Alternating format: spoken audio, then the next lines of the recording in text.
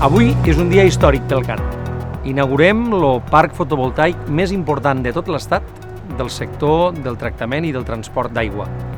De fet, és una instal·lació de més de 30.000 metres quadrats, el que vindrien a suposar 3 camps i mig de futbol, en prop de 7.000 plaques, panells fotovoltaics, que generaran un terç de l'autoconsum que necessita la instal·lació de l'ampolla. Si ho sumem a la que vam inaugurar fa uns mesos a Constantí, estarem parlant d'un autoconsum agregat d'un 10%.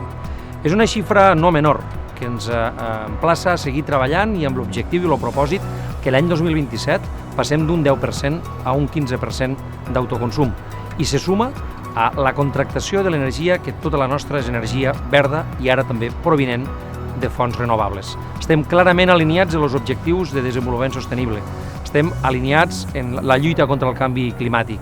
I aquest és el propòsit que ens encoratja com a administració, com a corporació important a la demarcació de Tarragona, a fer grans passos en aquest sentit, perquè totes i tots estem cridats a fer petits passos en benefici i en pro del planeta.